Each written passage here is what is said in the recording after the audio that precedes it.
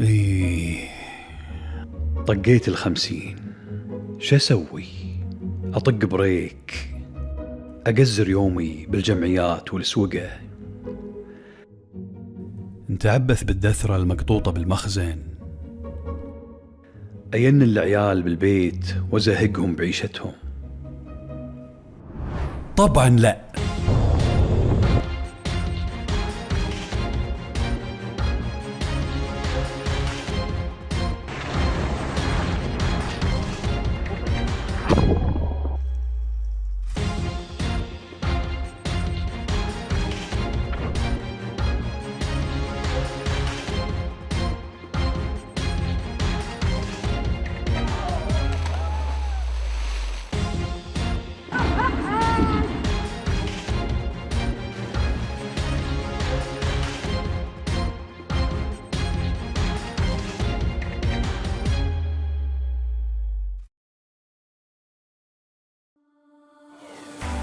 مزاجي اليوم مزاج لعب مع الدلافين، وسمعت عن حوض الدلافين اللي ببربريس، فقررت أروح له. Good morning. Good morning, sir.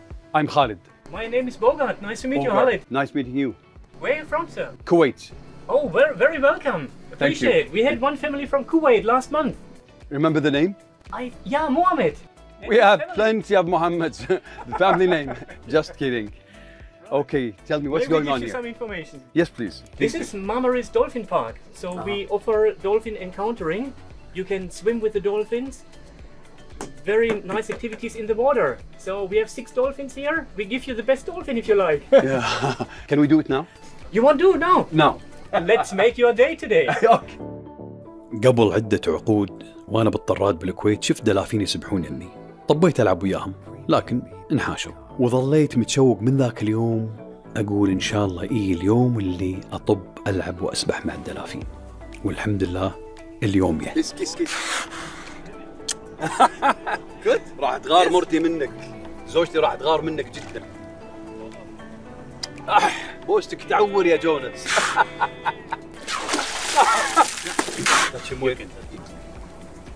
Anyway, but not on the whole. ننزل نغوص مع بعض، أنا معك.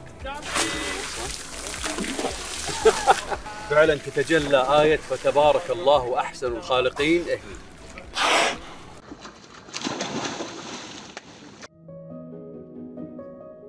ومثل أي علاقة بين اثنين لازم تبتدي بالتعارف وبناء الثقة.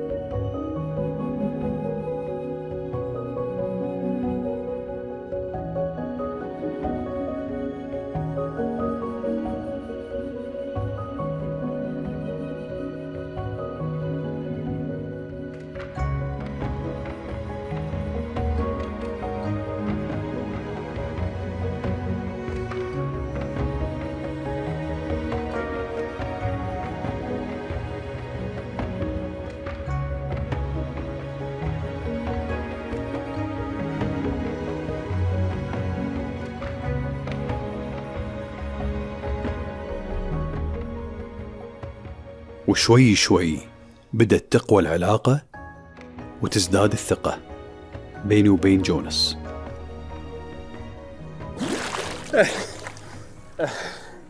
والله هذه أسعد السعادة. إذا السعادة لها تعريف فهي السباحة ويا الدلافين وهي المخلوقات العظيمة. وعقب ما خلصت مرحلة بناء الثقة بنجاح، يات عقبها مرحلة اللعب.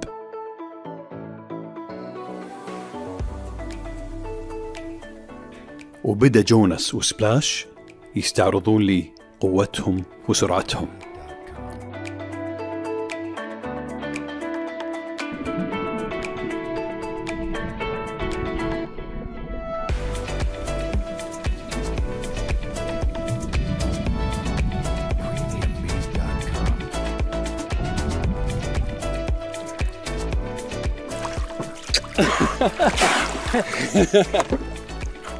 قوة الدفع اللي ولدها الدولفين شيء مو معقول ترى، ما تحسون فيه يا جماعه من برا. تشوفون الدلفين حيوان لطيف صغير ظريف حبوب، هو فعلا كذي، لكن قوته هائله، حيوان جبار.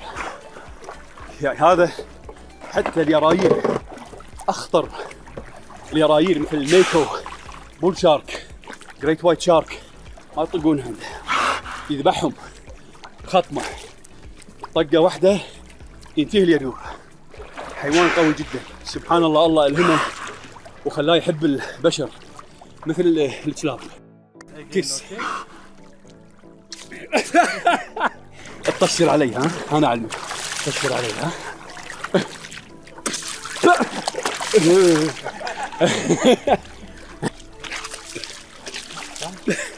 بس انت تطشر علي.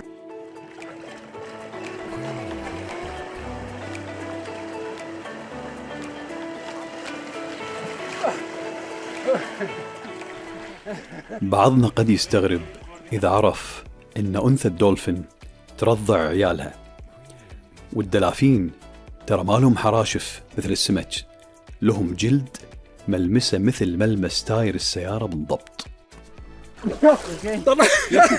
طلعني من مكان غلط، طلعني تحت الدشة مالت المنصة.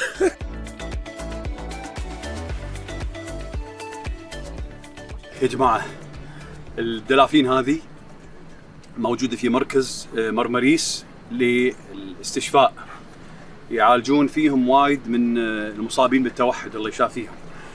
في المسبح هناك، الحوض اللي هناك الحوض الخاص بالاستشفاء. الحوض هذا خاص بالألعاب البهلوانية والسيرك، والناس اللي يبون بس يتفاعلون مع الدلافين مثلي فمكانهم بالحوض هذا. الدلفينين هم جوناس وسبلاش. سبلاش المفروض كان يكون هني موجود يمي، بس ما ادري شي الظاهر خلص السمك وقاعد يعصي الأوامر، حالة تمرد صار عنده، لازم يكون موجود هني. سبلاش تعال وينك؟ طبعا لمس الدلفين ممكن يكون أي مكان ما عدا فتحة التنفس، هذه يطلعون منها الهواء وياخذون منها الهواء. وبعدين يا على بالنا أنا وسبلاش نلعب مباراة كرة ماء.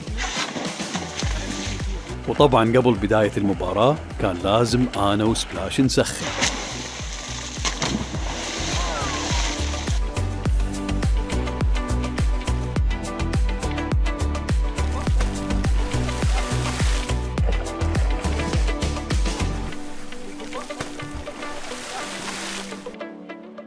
وأطلق الحكم صافرة البداية.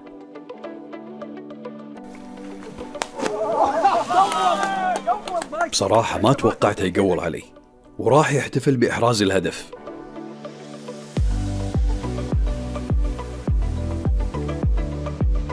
وكملنا اللعب وشاتها، هالمرة صديتها، لكن الجماهير وسبلاش تموا يحتفلون، فطلبت إعادة بالبطيء باستخدام الفار. ويا ليتني ما طلبته، لأني ما حبيت اللي شفته، وأنا أصلا مو من أنصار الفار، حالي حال ملايين الناس، فرفضت الاعتراف بالهدف. ويبدو أني كسرت خاطر المدرب داود، فقام قط حق سبلاش كرة سكة أي كلام، يدري إنه ما يعرف يلعب فيها، فقام يبوش المسكين. والله كسر خاطري، ما يستاهل سبلاش، لاعب مخضرم صراحة. مرتين بوش مرة قوة.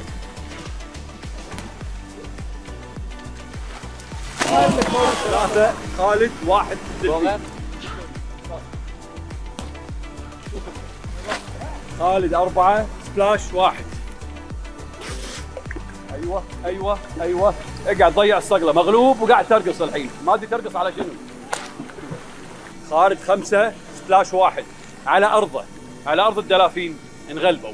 سبلاش طاح الغمندة وعرف ان في مؤامرة قاعدة تحاك ضده، فقرر ينتقم شر انتقام. والله بغيت يبغيك تكسر ويك. اي روبرتو كارلوس المدفعتي، هذا روبرتو كارلوس مال الدلافين. الكرة ما انشافت، طلعت قذيفة من ذيله، ما شاء الله اللهم بارك. هالمرة الله فكه، لكن الرسالة وصلت.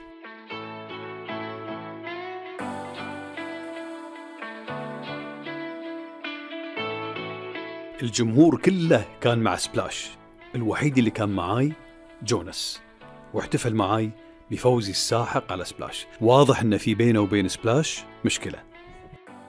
فاجأني سبلاش بروح الرياضية العالية وقدم لي التهاني بمناسبة فوزي عليه.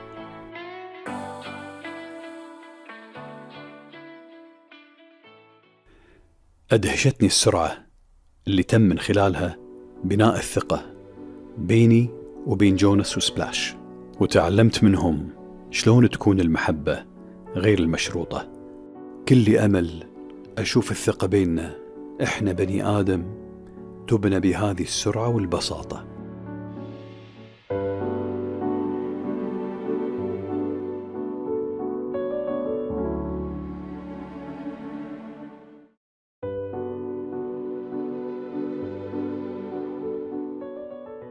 أثناء جولتي يعني فلاش باك بأنشطة كنت أسويها وأنا صغير وحبيتها وايد، ودي أجربها الحين مرة ثانية. Your center has water skiing and kneeboard. Yes. Can I see them, please? Those are the skis, but they're not the same. They're not the same. paired. Yeah. But It's not the a pair of difference. skis. Okay, I think it'll do. Okay, kneeboard. Kneeboard here.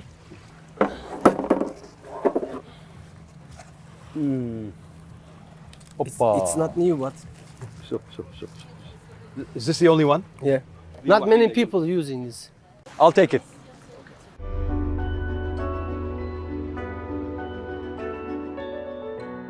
يا جماعة داخلين هذا موظف المطار اللي ما رضى يعطيني كرسي مخرج الطوارئ، يقول انت شيبت وما ادري شنو. زين يمكن كلامه هو صح وانا انتهت صلاحيته. شلون اعرف؟ لازم نجرب الحين. نجرب يلا.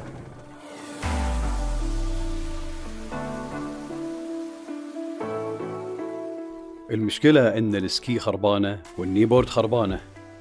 قلت على الأقل ابتدي باللي خرابها أقل. السكيز طلعوا طبجة، فتذكرت حسين وسعد من درب الزلق لما فتحوا مشروع الجواتي الفاشل.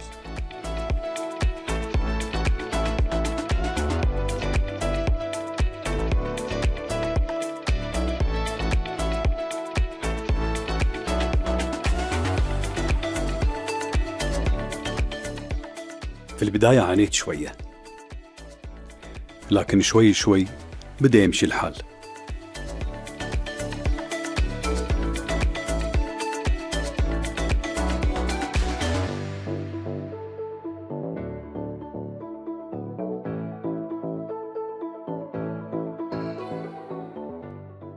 وشوي ردت لي ثقتي بنفسي، لكن يبدو أن ثقتي بنفسي كانت شوية زايدة.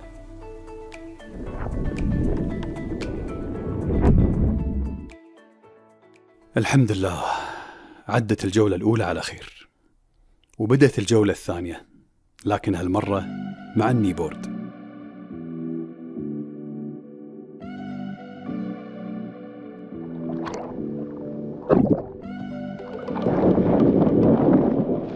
الطراد طلع بسرعة ووهقني،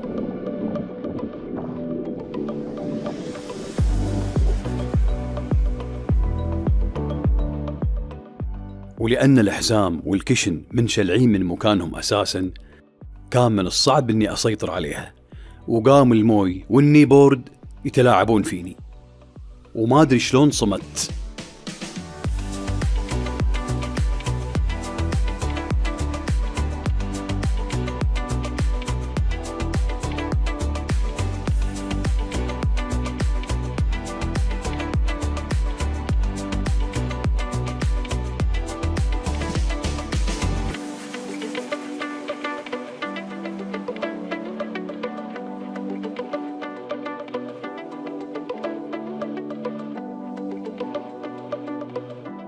شوقي للنيبورد ما ارتوى، فطلبت من الطراد يطلع جولة ثانية.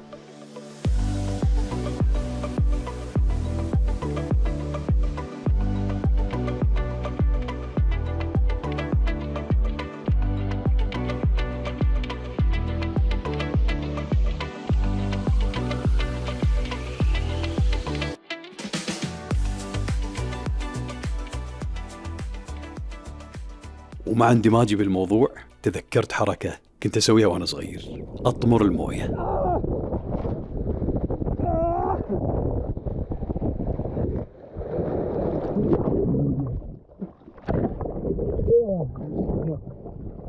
شوفوا بس عشان تعرفون أنا شنو نوع التحدي اللي كنت قاعد أواجهه طارق. يلا المهم بلا اعذار، أنا ما أحب أتعذر وايد. وعلى الرغم من الحالة المزرية للنيبورد إلا أني كنت مستمتع بوقتي.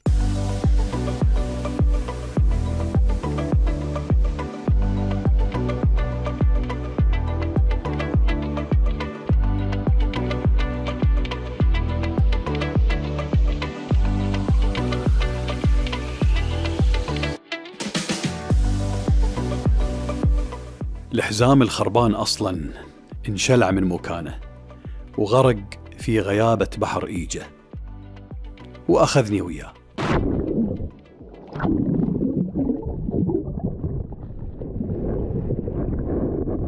هذول اللي يعتقدون ان اللي بالخمسينات انتهت صلاحيتهم، يا بني الخمسينات اللي مثلي افتخروا بأنفسكم، افتخروا بأنفسكم، بعدكم أقوياء.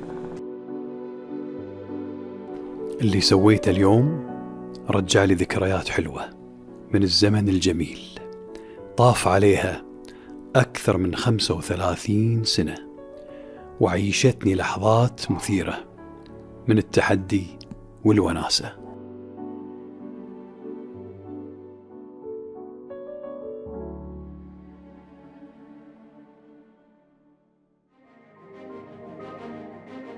وثاني يوم زرت المكان البانورامي من أعلى قمة في مرمريس، واللي الكل قال لي لا يطوفك، ومن هناك شفت جزر سحرتني بجمالها فقلت أروح لها.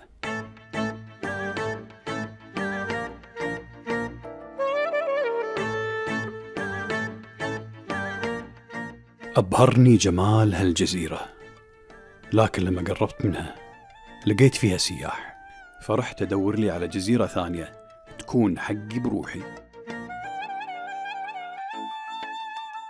ما قدرت أقاوم شغفي بالسرعة، فعطيت حد الدوسة، والسرعة دايما عواقبها مو زينة.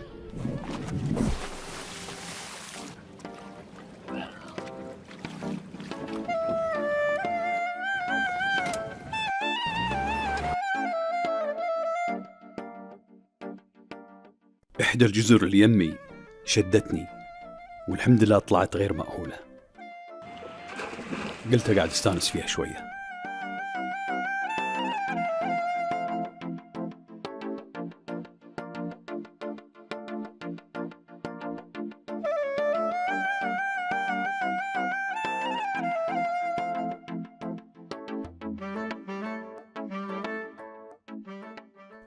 مو شرط نكون مشتركين بنادي عشان نزاول الرياضة بانتظام.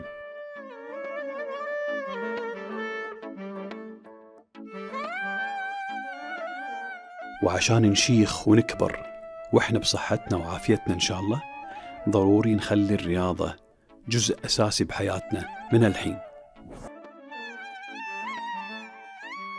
الشباب يا المراهقين، عشرينات، ثلاثينات، أربعينات، والخمسينات اللي كبري، وثالث الصحة، النوم، الأكل، الرياضة.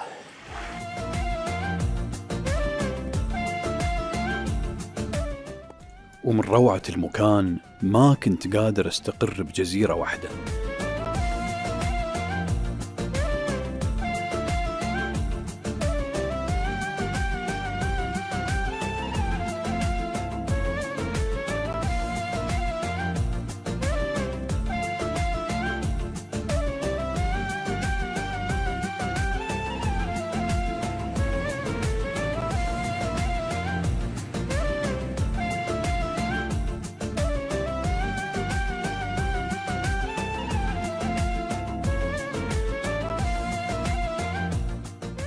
مو من عوايدي أخلي أي شيء مثير للاهتمام يمر علي دون استكشاف.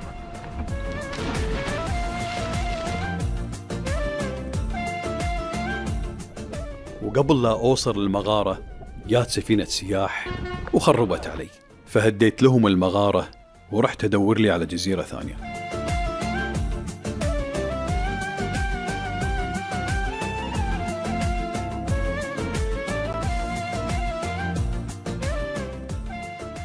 وأنا قاعد أتمشى لقيت جزيرة نائية، قلت أقضي فيها الليلة.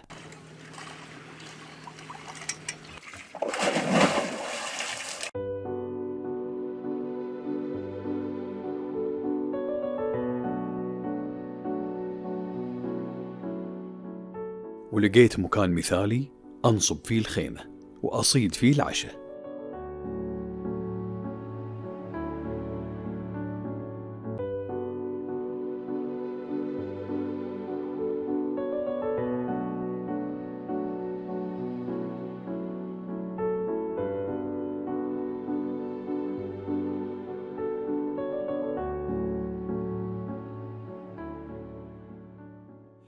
يا جماعة، معقولة؟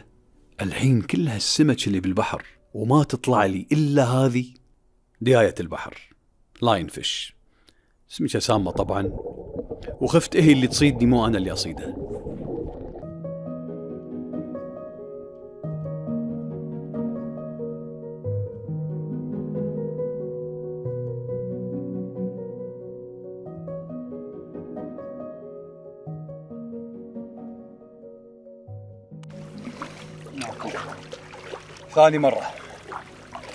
ثاني مرة مو يعني شنو؟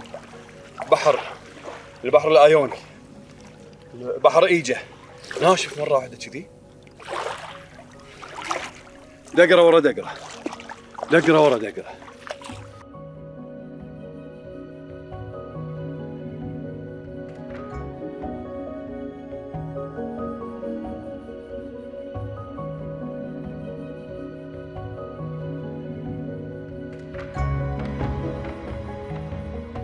يا جماعة بنزيني خلص، أنا بغاية الإرهاق والتعب. يلا شبيت النار عشان أسوي عشاي، كنت متأمل إني أصيد لي سمكة بس اندقرت مرة ثانية. الحمد لله إني جايب معي شاي. أنا أصلا ما أتعشى، أنا قاطع العشاء من زمان.